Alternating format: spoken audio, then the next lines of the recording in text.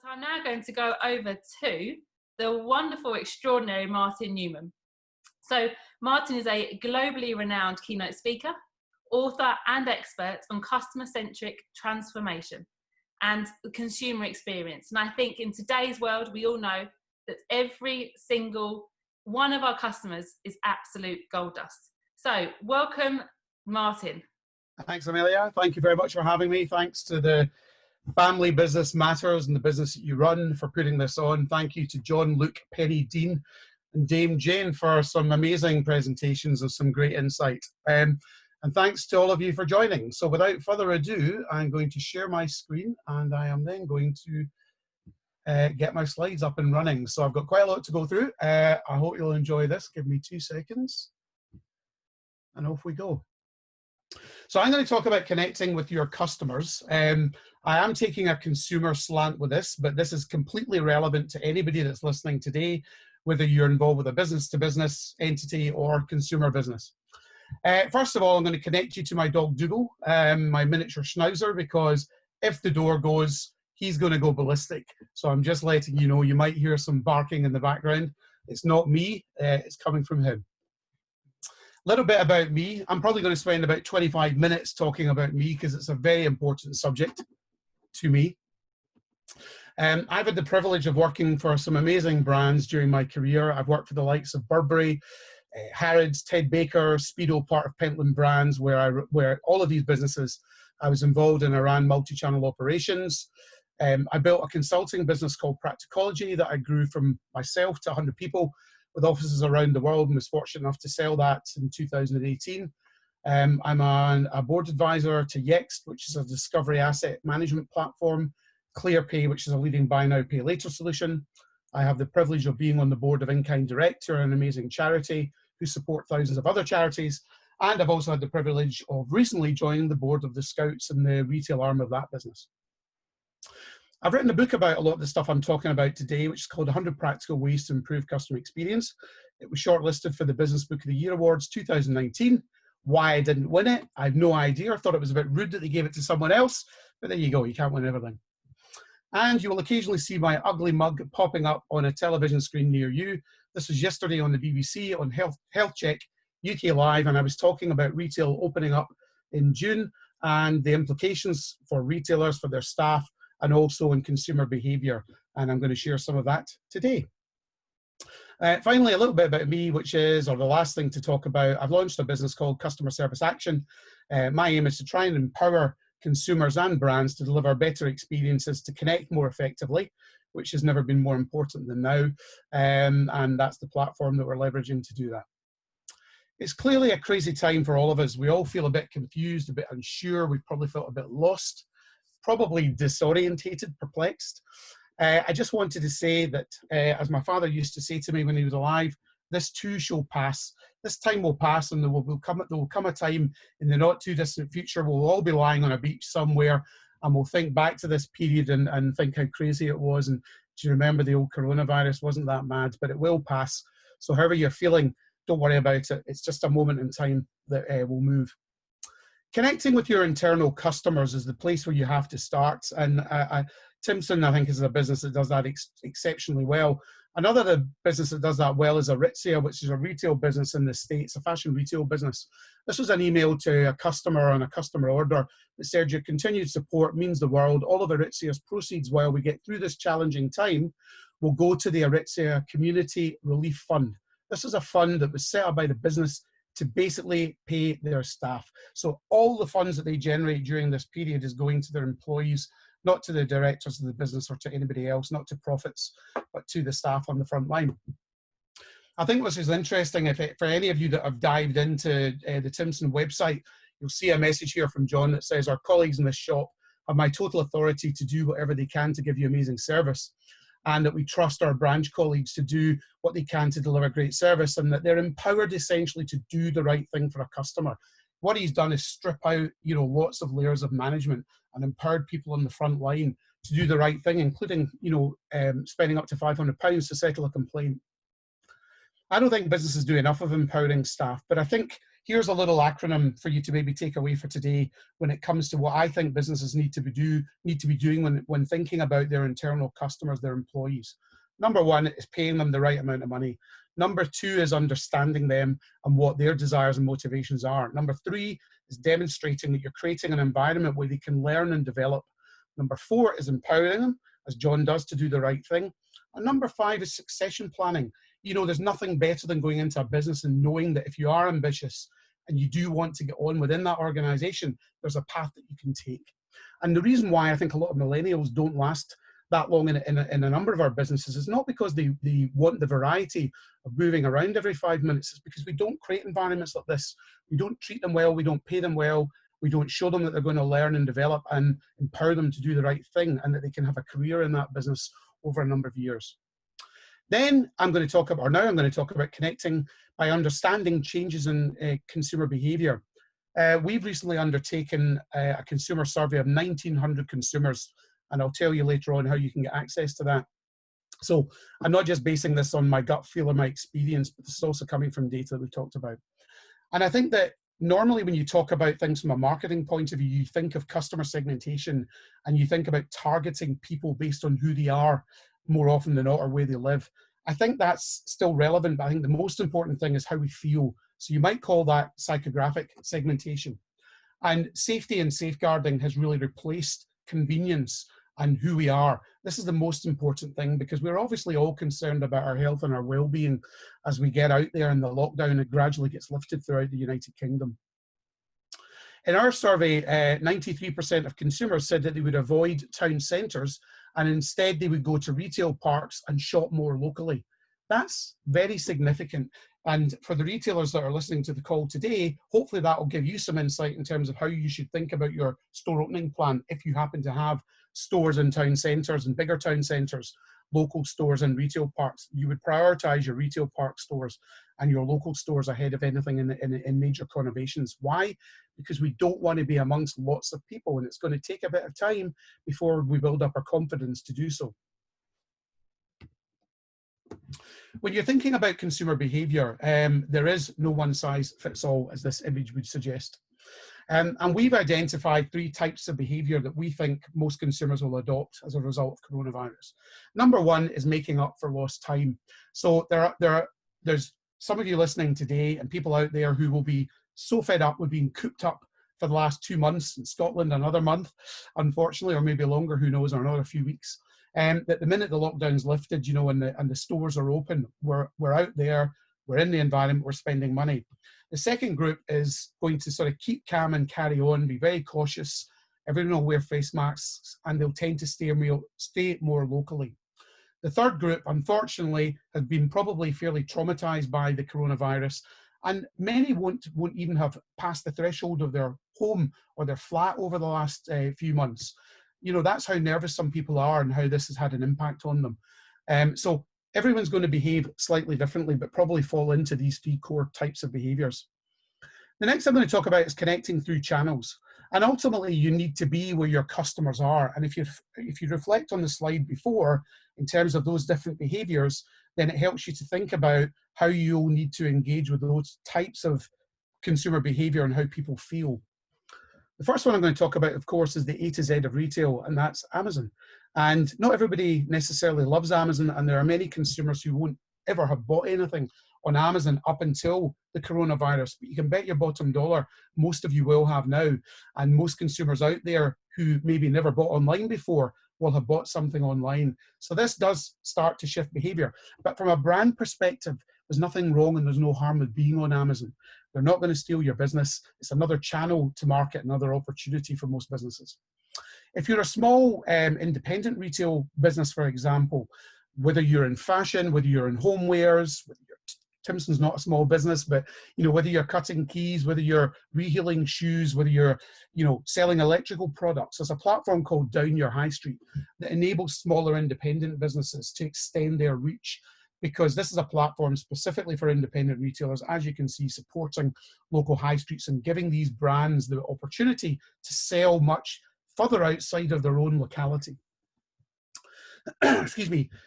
Supermarkets feel pretty busy, don't they? I'm sure many of you, like me and my family, will have been to them and don't feel that safe going around the supermarket. We might be socially distancing on the outside where we're 2 meters apart, but the minute you get in the supermarket, you know, if you've forgotten to pick up something in the milk aisle or, you know, a loaf of bread, you do not go right the way around the whole supermarket to go back in the queue to pick that product up. You go back 2 aisles to pick it up. So it is a bit of a dodgem race as far as that's concerned. And as a result, a number of us are definitely going to get used to, you know, buying groceries online, whether that's from Tesco, Ocado, Morrison's, Sainsbury's, or whoever. And I think that as a number of us are also going to continue probably working from home in the future, that makes it easier to have groceries delivered. It wasn't always convenient in the past. This is a seismic shift.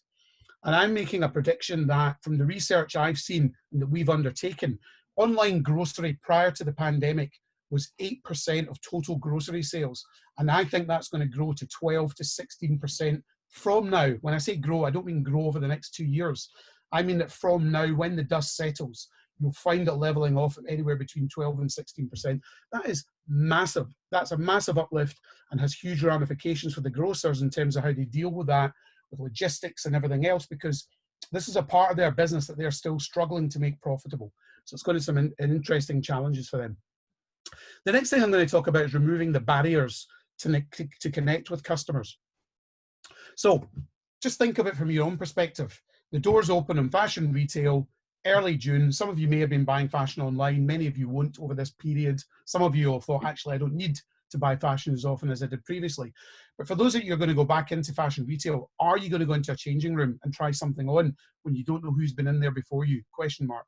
Now, obviously, retailers are going to try to do everything they can to make sure that the changing rooms are clean. But from our research, 30% of consumers said they won't use a changing room when the stores reopen for a period of time. About another 30% said they would. So that's got big ramifications. So how do you deal with that if you're a fashion retailer, whether you've got one store or 100 stores or more? Well, there's a platform, or should I say a logistics provider called Tride. And what they do is they have electric bikes and they enable retailers, not just fashion, but potentially other sectors, for customers to order from the store. It's a little bit like e-commerce, but you get the products quicker because it's delivered within an hour. If it's fashion, you can try before you buy, and you can either buy it there and then you get 15 minutes to try it on in your own living room or your bedroom, or you can send it back. Now, there will be some issues around, you know, how the retailer ensures they keep up the hygiene by cleaning products when they come back and everything. But this is a way to continue to engage with consumers when they may be reluctant to walk over the threshold of the store in the early stages. What about a hot, sweaty workout? So I go to a spinning studio called Cycle. It looks and feels a bit like, that's how I look like, the guy, the green t-shirt. That's me at the end of a workout, dripping with sweat, thinking I'm about to pass out. The question is, how many people are going to want to go in to a spinning studio or a gym in the near term? And given the fact that many of us are also going to be working from home, and most of us will be doing virtual workouts at the moment on Instagram with whether it's Pure Gym or Cycle or whoever it is, I think the opportunity for gyms in the future is to have a physical environment where you can have a membership, a digital environment where you can engage digitally, or you might even have a hybrid membership, where as a consumer I can choose whether I want to do a workout at home or actually come into the physical gym. And that helps overcome any psychological barrier that consumers have of going into the actual gym itself. Who fancies going to Benidorm? Or anywhere else for that matter? Well, unfortunately, I don't think many of us are going to be going on a plane anytime soon to go internationally, which obviously has, sadly, some pretty big ramifications for the travel industry. But one of the beneficiaries of this is going to be staycationing. So many of us, we've already booked to go to Cornwall in August. We're keeping our fingers crossed that hotels, pubs, entertainment venues, restaurants and everything will be open to make it worthwhile. But you know, local businesses will benefit from staycationing for at least the next year, if not a couple of years. And what about going to the pub? You know, that's what a pub feels like, a busy pub. And that's what a pub's going to feel like when it opens in July, you know, and it's going to kill the atmosphere because it's going to be socially distanced and it doesn't exactly make for the type of, engaging and entertaining experience we're looking for when we go to the pub. But that shouldn't stop you and it shouldn't stop the pub. Why not take the pub to the customer? Have a virtual pub quiz, you know, have all sorts, you can leverage digital channels to do all sorts of things to connect with customers at home, not only by having a virtual pub quiz, by selling alcohol, by selling food and getting your community involved. So even if people don't want to come into the pub, you can take the pub to them. What I'm going to talk about now is connecting with customers through experiences. Close your eyes for a second and just have a think about what retail might have looked like in the 1960s. So indulge me, just take a couple of seconds, close your eyes. What might it have looked like? Now open them. And it probably looked a bit like that. Hopefully you had some images of stores like this, which, you know, a lot of artisanal retail, craftsmanship, you know, an experience that was much more localized, more personalized. Going into a small independent retail store is almost like going into an Aladdin's cave. You often don't know what you're going to find. It's a great experience. And I think we're going to see a lot more of that in the future. And our high streets will have a much better mix of independent retail and national retail, because arguably our national retailers already had too many stores. And when I talk to consumers, what they tell me is they're bored of the high street proposition, because in most town centres and city centres, it's the same brands. So this is one of the big things that's going to change. Experiential retail is always also leveraging technology. So this good looking chap is me, my hair, this is prior to my lockdown locks, my hair was a bit shorter. This is me doing my high street videos or surveys.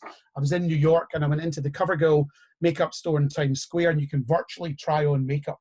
So this is me using their artificial intelligence and their augmented reality to do this. So there's lots of ways that you can use technology to really bring the experience in store to life. This is a store in Colchester that has a fantastic, sorry, got a slide too far. It's a multi-purpose store, multi-format store. And what I mean by that is you can go in there, you can have a cup of tea or coffee. It's a vintage store. You can buy products, and on a Friday night, they clear the products away from the floor and they have a band playing. So they're thinking about how to maximize the space 24/7. You know, why do you have a business that accepts the fact that you have quiet periods during the course of the year? This is an opportunity to think about, how do I make sure in the future I have a coronavirus pandemic proof business, I have a recession proof business, and I have a downturn or a quiet period proof business. And this is a business that I think is a great example of doing that. And I think a lot of our retail businesses will look like this in the future, where they'll be repurposed to really rethink how to bring consumers in, you know, over the course of the week, and not just, you know, 9 to 5 or 9 to 8 whenever they're open. The next thing is about connecting by understanding, you know, how consumer sentiment is changing. Excuse me. And what I want to talk about now is the fact that values have become more important than value. So whilst in the past it was all about where do we get the most value how do we get the biggest bang for our buck, I really don't believe it's about that now. And I believe that this period of time that we're going through will accelerate this move towards values being ever more important. And I think a number of the people that have spoken today already have really talked about that in a great way, and how they've implemented purpose and value within their business. Now, these are maybe less good examples of, you know, where you've got Sports Direct at the start of the lockdown on I think day one, where they tried to position themselves as an essential retailer. The government didn't agree. Or, you know, whether you've got Spoons, as they're known in our house, Wetherspoons, where I think there was a bit of an issue with regards to not wanting to pay staff during this period, or whether you've got a hotel in Abbeymoor that on day one of lockdown decided to sack all their European staff and make them homeless. You know, consumers will remember a lot of the businesses that behaved badly during this period. In our research, 72% of consumers said they would boycott a business based on how they dealt with the coronavirus crisis. Now, that will dissipate over time. Even if that ends up being 25 or 30%, can any business afford to lose that amount of potential custom as a result of either treating their staff, their customers, or just communicating badly during this period? I doubt it. Now I'm going to talk about putting purpose before profit. And I didn't just create this slide because John presented earlier. John probably doesn't know this, but I talk about Tim's quite a lot as one of the great customer service or great customer facing businesses. You know, this is a picture of a board outside one of John's stores. If you're unemployed, you need an outfit clean for an interview, we'll clean it for free.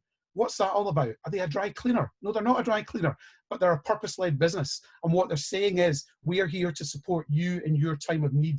We are a community-orientated business, and we put our purpose before we put our profit. And that's why they're as profitable as they are. Too many businesses, when it comes to sustainability, are kicking the can down the road. I am so bored of hearing brands talk about we'll be sustainable by 2025, we'll be sustainable by 2030, we'll be sustainable by 2050. Why? Why is it taking so long? Hotel Chocolat, they put planet before profit. Our planet, I can say it, our planet's pledge, 100% of our packaging will be compostable, reusable, or recyclable by 2021, next year. Not by 2025, not by 2030, not by 2050. I think the age of consumerism is dead. Not for everyone, but for many, and I think it's definitely dying. And what I mean by that is not that we're going to stop buying stuff, but we're going to stop buying stuff just for the sake of it. Now, this is a little model I kind of borrowed off someone else, and it's kind of to do with what the term you may have heard, conscious consumption, and it's called the hierarchy of needs. And if you think about what this probably looked like 5 years ago, it would have been upside down. The biggest segment at the bottom would have been buy, and the last segment would have been use what you have. But I think this is where we're moving as we become much more conscious of what we buy, how that product was made, how those, whether if it's a retailer buying, a brand or a product that's been manufactured somewhere else, how that manufacturer treated their employees, what it means for the planet and everything else. These are the things that will really start to matter to all of us. I'm going to talk now about authenticity and empathetic marketing communications. And I think there can never be a more important time to realize that it's not about this. And whilst retailers sadly have an awful lot of stock that have been sitting in their stores that they can't sell, obviously many have been selling online, they still have a lot of stock in store. I don't think it's about discounts. I think it's about telling customers about the good that you're doing. And, Burberry are just one of the many examples of, this is not an advert, but, they've generated a lot of great PR, probably generated by others rather than themselves. But the fact that they donated over 100,000 pieces of PPE, to the National Health Service. This is a brand called Host in the US, and they provide basically cocktail waiters and bar staff. If you're having a party at work or home, they provide the people. And obviously their business has just been obliterated by the coronavirus. They have no business, but they didn't close the shutters and sort of curl up in a ball in the corner and cry. They thought, what can we do to show that we're still there for consumers and for our customers? And so this is just one example where they said working from home, and they're sending out ideas for drinks basically to their customers. Just a great way of keeping that connection going in a really nice tone. Next thing I'm going to talk about is diversity. Your customers are diverse, and therefore you must be, and Dame Jane was just talking about that. These two beautiful girls are my daughters, Saskia on the left and Tony on the right. They both actually have hidden disabilities. I'm not going to talk about what they are, but I can tell you from first-hand experience that retailers do a really bad job in this country of dealing with consumers who have any form of disability, be that hidden or obvious for that matter. There are millions of people with eyesight issues, can't even think of the right term, who short-sighted or even blind for that matter. And there are still stores today that will stop somebody coming over the threshold with a guide dog. Can you believe that in 2020? And that's not because it's against the law, it's because they haven't been trained or told to do the right thing, or in Timson's case, been empowered to do the right thing, the common sense thing. 20% of the UK population is an ethnic minority, yet many of our boards still look like that: pale, male, and stale. Unfortunately, I fall into that category: pale, male, and stale. There you go. And yet women drive 70 to 80% of all consumer purchasing decisions. However, in the FTSE 350 or 350 biggest businesses, there are only 12 female CEOs, and that's down from 18 a couple of years ago. How can that be? How can that be? I don't understand it. Diversity is top of the agenda. Gender is top of the agenda. And we know that women drive most of the purchase decisions. So why do we have boards that don't reflect our customer base? That's got to be a gap. The next I'm going to talk about is connecting with customers by being more relevant and personal. I think this crisis provides the opportunity to internationalize and take your brand into other markets. But it's not an easy thing to do. If you're going to say, I'm going to go into China, or I'm going to go to Russia, or I'm going to go to the Middle East, I'm going to go to America, you probably don't know what good looks like in those markets. So there are providers like eShop World, which is a cross-border platform that can help you to localize checkout, marketing, content, customer service and all different elements of the customer journey and the value proposition to make sure that you can deliver a very localized experience. Timberland, I think this is a great example of what I would call hyper-personalization, where they can not only identify who you are, maybe what you bought before, but they can identify the weather. If you look at the bottom left-hand corner, they can identify where you are, and they can serve up products relating to the weather forecast in your area. That's what I call being personal. I'm almost there. A customer is for life and not just for Christmas. I actually coined this phrase and wrote about it in Retail Week about a decade ago. Sorry, before I'm getting ahead of myself here, before I go to the next slide, it really frustrates me how many brands today still struggle to send any level of personalized communication. You know, my wife treated me to a skincare regime. So I'm actually 54 years of age, but I'm sure you'd agree I only look 25. And that's because I use Dermalogica. So my wife treated me to a skincare regime in Liberty of London last year for my birthday. And what I basically get on a regular basis is emails offering me the opportunity to spruce up my women's work wardrobe. So, interesting. I'm not a transvestite. I am a male. And that has no relevance to my gender, nor does it have any relevance to what I bought previously. It's 2020. There's no excuse for a retailer not being able to personalize. However, even the biggest brands often don't get it right. And here's an amusing little example that I'll let you read for 2 seconds.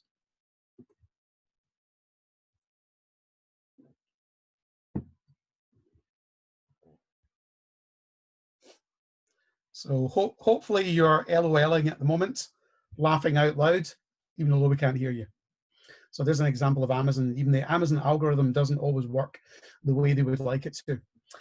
I think at the moment, it's hugely important to keep in touch on an emotional level, you know, and whether you're a business-to-business company or a business-to-consumer, you know, send out, you know, there's nothing, I sometimes have meetings with people and you get a handwritten note from someone. It's very rare, you know, normally you get an email. And I don't know, for those of you that have had that experience, it's really powerful because we're so unused to getting that now.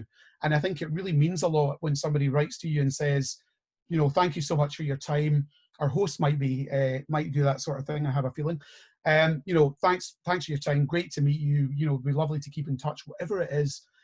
Connect with your customers now. Tell them you're thinking about them. Empathize with them. Don't try and sell them anything. Just tell them that you're there for them. And believe me, they will remember it on the other side. That is for sure.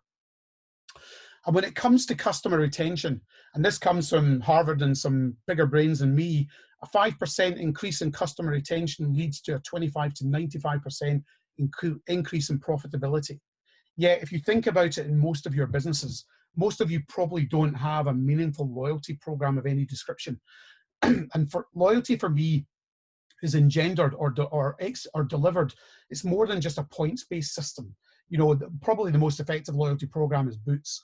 Not because the offers that they give you are so amazing, but because most of us buy our pharmacy and our prescription products there.